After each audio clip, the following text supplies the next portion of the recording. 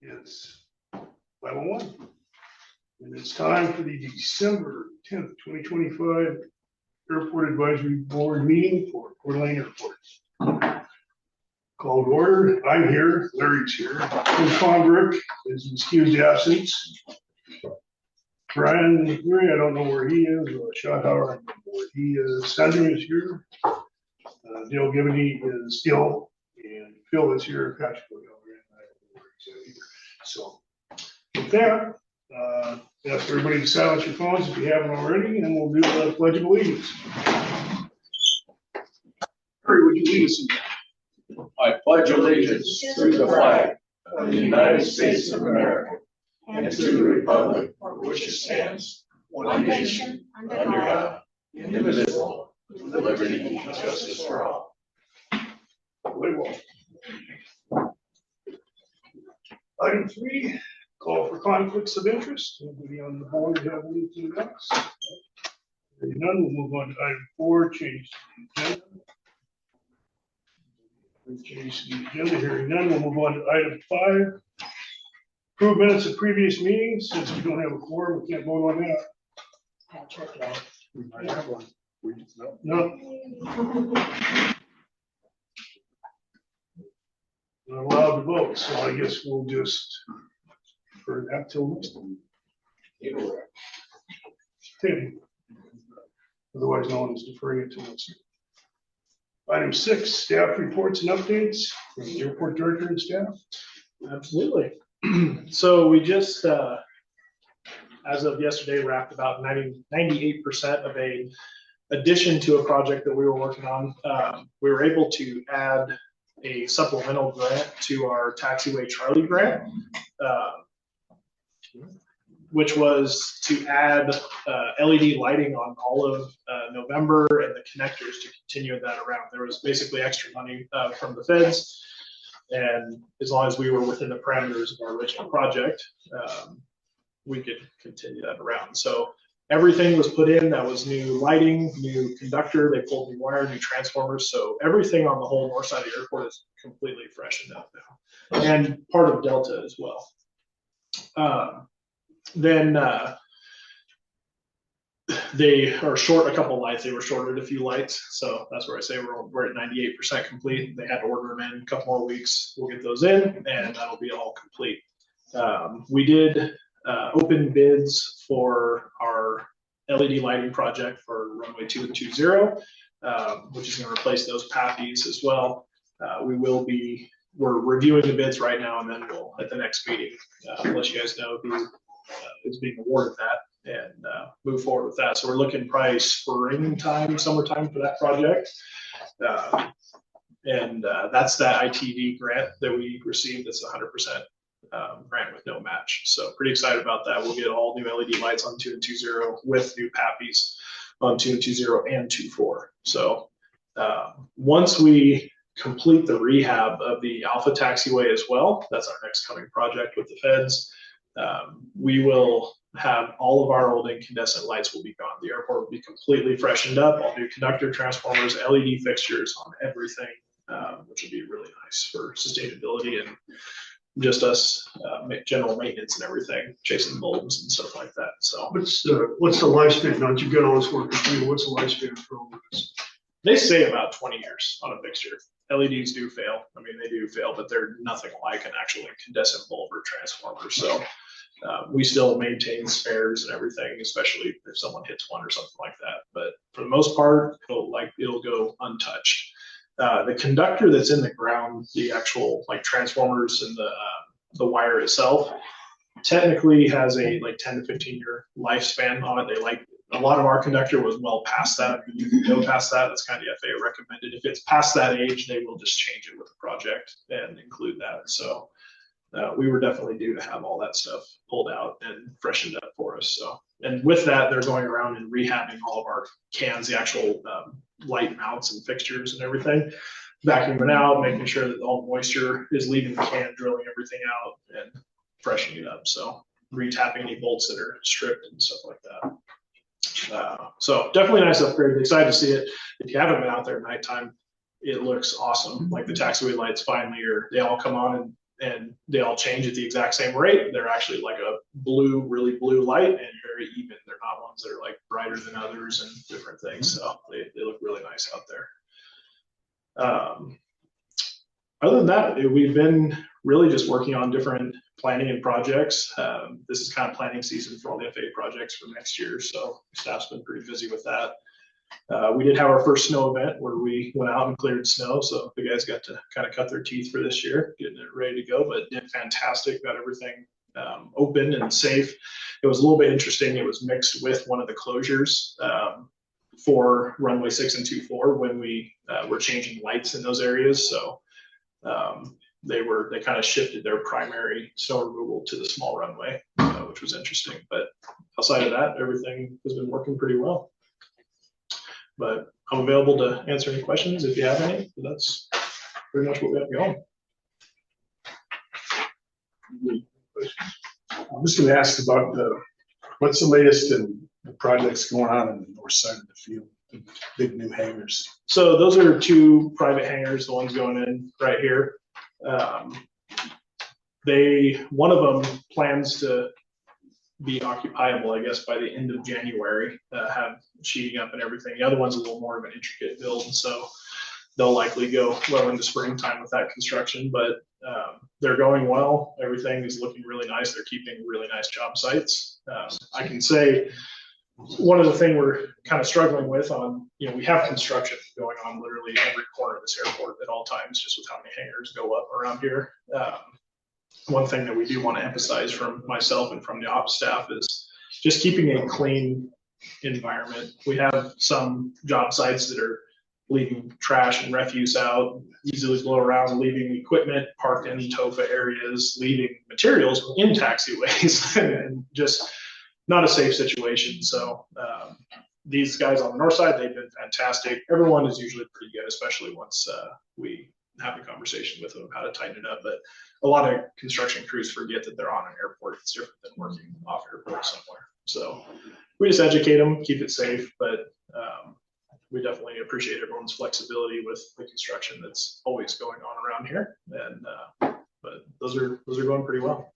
What's the latest on taxiway Delta 3? He's in permitting right now. So essentially he has his civil drawing up For the first project? Yep, for the first one. They've already ordered the building. They're just now getting the civil finished, the site plan and everything. And then we'll have that. I can present that too.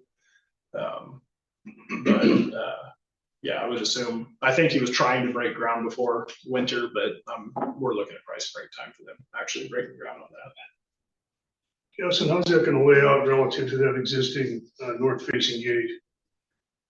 So the north-facing gate will be moved down to Atlas in the same orientation that Cessna is. So you'll have the Cessna gate, the Skyhawk gate that you'll go through and actually access Skyhawk will be that full road now. And then to get around to like Sikorsky, you can go in the Skyhawk gate and go down, and that none of the road that's crossing D3 is going to be, we're not tearing down any of that asphalt. That'll still be the road to go to Sikorsky. Or you can go in the Atlas end gate there and still go around if you want to go down by like the Fighter Town lease and go up to Sikorsky. But the Skyhawk lane will become a road just like Citation now. It'll be a nice improved road through there. So is he gonna be building his first hangar in front of that north-facing gate then? No, it's just to the west of it. So Okay. there's that driveway and that road will still be accessible. It'll still be. Okay. Yep. Is he going to do the fencing after the building's up? Yes. 'Cause At you were least for talking the about- first phase. Yeah.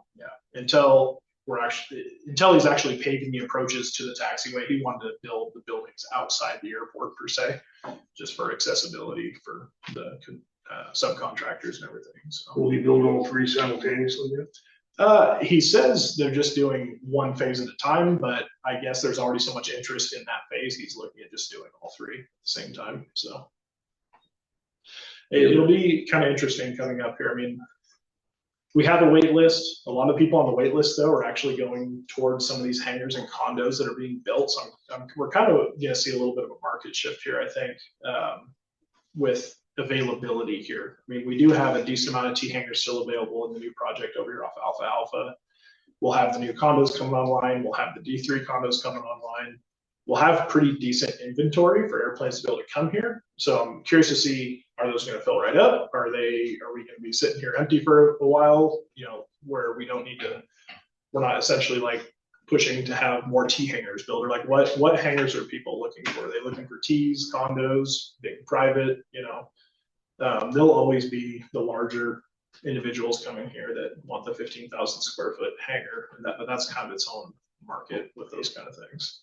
But Let's say that's gonna be oriented more towards the north side of the airport, isn't it? yep, towards the north side in the infield, we actually have some development ground we're gonna be opening up in the infield off of Delta, which would be pretty nice. So Is there water, sewer and everything that goes all the way out to the end of that Delta 3? Because I remember at one of those meetings we had when that came up. no, there's sewer and water right on Atlas, and then it's right here. I believe he is going to trench in sewer or have the ability to have sewer on these. I think he's still trying to decide if they're going to build them with just water, essentially like the frost-free hydrants in between the buildings, just so people can wash their airplanes or wash their hands or whatever, or if he's actually going to stub sewer into each condo and leave it at that, and then be able to sell it unimproved. So if that person buys the hangar or leases it and wants to put a bathroom in it, then they can do the sewer connection with the airport. And it's just a simple dig it up and actually make the connection. He hasn't decided yet. It has the possibility to have sewer there if they do want it. I was also, I drive by there all the time because my hangar's over there, but I was noticing too on the far end, west end of Delta 3, right in this area here. Mm-hmm. I know this area here is all way below grade and stuff like that, but there would easily be room for like two small 60 by 50 or something private hangars with south facing doors on Delta 3. There definitely could. I mean, most of our plans that people have presented show this extension being single loaded from the south with north facing doors, and then anything that's built on the south side would access with taxi lanes onto the west ramp, or any west ramp extension would access down here, since it'd be a lot easier to cut this down to grade with the west ramp than try and bring this up. You'd have a 12. Well, what I'm saying is right on this end here, Right. there would You be, definitely could. I mean, you could put a couple It's hangars level. there that face that way, and you could put other hangars that. and I can tell access you on the that west ramp. from experience, if you have a south facing door out there, it's a A little world of less difference in snow the clear. winter time. Absolutely.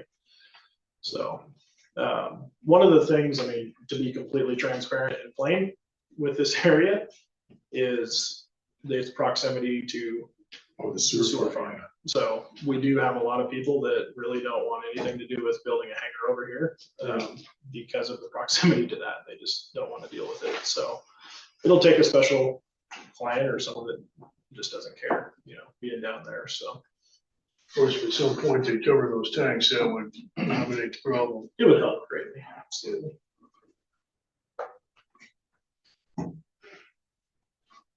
Anyone else? Berlin Airport Association update? Oh, okay. We had a lively meeting last night. And we had the air traffic controller show up for a little presentation, a quick one. We kind of put them on the spot, but they're quick on their feet. But they gave us a lot of insight as to what, what's going on there. They're gonna create more waypoints for people coming and going. So they have, points they can mark out and then announce, and then make sure that people are there and everybody knows it. So as soon as that happens, they're gonna bring it to our association. Then we had a winter operations gentleman from Coeur d'Alene Aviation expound on winter operations, which is we're in the midst of winter operations, so that was good. And then we had Mike Kincaid tell us about dehydrators for engines, which is very important because there's a lot of engines that have gotten ruined over the years because they don't have any dehydration in the engine. So he built one for his airplane, and it's done very well. And then I was surprised with all the young people that showed up this meeting, which is good because mostly we have older people, but we had a lot of young people show up and young aviators. So that was interesting. I talked to Gaston about our viewing center. That's coming along. It's a little bit slow, but we'll get that going. Got to order some more blocks and so hopefully we have a little gap there where we maybe get a little dirt move maybe, but it's holds kind off. of muddy right now, so I don't think It's it's a little soupy. yeah, a little soupy. So that might happen next year. But anyway, that was about there was a few Christmas parties. The 99ers had a Christmas party, so that was interesting. That's about all I have to report. Moving on to item 8, business section of the meeting. Item A, airport standards meeting, just a discussion item. We just wanted to update everybody. You know, we've got a meeting scheduled for next Monday. Go ahead and speak on it. No, absolutely. The subcommittee's meeting on Monday. We'll have the final red line version after that meeting, and then we will be presenting on the January meeting. So finally have it all wrapped up. Everyone's bringing in their notes and have the final version. Okay. When is that? Next Monday? Monday. Yep. You're going to be there, Jerry. Sharon, is that what you said? You're going to be there. Yes, I would like to. What time's the meeting? It's 10 o'clock 10 o'clock. Yep. upstairs. Yes. Is Steve Anderson and Mike Minkowski still involved in that? Well, we asked them to come to this meeting since they were on the original committee group to identify the changes we wanted made. We just wanted to make sure that we had covered all the bases that they had concerns about. We would just like it to be thorough the first time around, so when we present it, we can have it voted on and sent out to the county commissioners for approval. But that would then go into effect nearly immediately then, wouldn't it? Yep. So, and then item B, this is going to be an action item because I wanted to vote on this tonight. We had talked last month's meeting about changing the meeting schedule. And I did some more thinking on it, went through, did some analysis on our meetings so far this year. And so far this year, we've had 3 meetings canceled. We've had 3 meetings with no new business. That indicates to me that we really don't need to be meeting every month. I think we can go to what I like to call a truncated schedule, not every other month, because there will be some periods in there when it's just less appropriate to meet than other months. But I think we can safely do that. I think the justification for that is after the last 2 years, we've seen that airport policy issues have pretty much quieted down. We've got a pretty smooth operation out here. Everybody's in agreement with the job that Gaston's doing. The Board County Commissioners seem to be happy with how it's going, and I don't see any point in making this get together every month when there's not really anything to talk about. If there are things that do come up, it's very easy to call a special meeting, but every meeting I ask people for suggestions for agenda items for the next meeting, and I have yet to have people to get to me with that. So I realized that, okay, let's kind of run it on a de minimis for a while.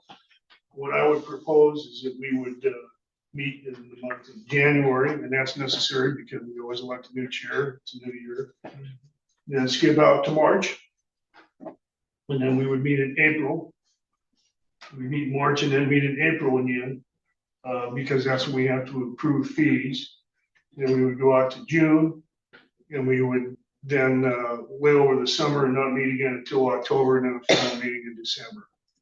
And again, it'd be very easy if something comes up, some crisis, some material issue develops that either Gaston feels a need for us to meet, or any of members of the board feel a need, we would declare a special meeting and go through all the protocols for that. However, though, we can't vote on it tonight. We did talk about it last month. Everybody was in agreement at that point. I don't think anybody has any disagreement with it. So I'd like to go to Leslie and say, okay, we think this is what we would like to do. And if she would be in agreement with it, we go ahead and publish the schedule to accommodate this. You should probably table that till you can vote. Well, the problem is they got to publish a meeting schedule in December. They put it out on the website. So You know, They can do an amended complaint. You can't take action, you can't vote. Yeah, that's true. You know, the very reason we need to do this is staring us right in the face, and I got, nobody called and said, I'm not gonna be there. It's Understood. but- getting to be very frustrating. So, yeah, you're right, Eric, I'm not gonna argue with you, so we'll just sit on it, and we'll see who shows up in January. Okay, and the item C is the input on agenda items for the next meeting. We would need to have them submitted by the 7th of January. Same protocol as always. You can email me or call me or communicate to Gaston. And with that, any discussion from the board? In those instances, and since you do have non-voting members here, is there not a policy, or can there be, when people know if they were to announce they weren't gonna be here, or they could announce proxy of one of the non-voters to hold their place? Nothing. I don't think there's a proxy option allowed. Currently. Yeah, well, Very we well. had gone to the county commissioners with the idea of expanding to a 9-vote member board, which it was. I recall that, And what we were told was that they had gone to 7 voting members on all the boards and they wanted that like consistently. And I said, that's fine. Concur, and I'm not suggesting we become voting members, except when tapped as a proxy, but You know, And Frank, we'll just keep showing up then. I can clarify that. Had there been a quorum, mhm. and they had given you your proxy, then yes, their vote would count, but you can't open business unless. Yes. they're here. Exactly. So unfortunately, those guys. Yep. They're just advisory, didn't count. Yeah. Yep. That's how it did. I guess my question, Frank, would be, how many unexcused absences are you allowed before you vote? Oh, clearly should have Isn't been it done years ago. Well, technically, it's 3 excused absences, and then it's up to the county commissioners, not us to make the decision. What we do is Carrie tracks them, and then if there are 3 or more, then she notifies Leslie, who's our liaison, and then it's in Leslie's hands to do what she thinks she wants to do. But, the problem we're running into is, and I know people feel like they come up here and like, okay, there's really nothing going on. I'm not gonna be missed. God knows I've done that myself, the Port Portland Airport Association, I stuck a lot of meetings. But this is a little bit different because then when we do have something we need to vote on, this is public business. And I wish people would at least say, well, we're not gonna be there, like Karen says. If I could ask them, I need your proxy on this, yeah, go ahead and vote yes on it for you. I could have said fine. But, that's why I want to cut this meeting schedule down, because I think we will be more effective in generating more interest. Just get somebody to show up.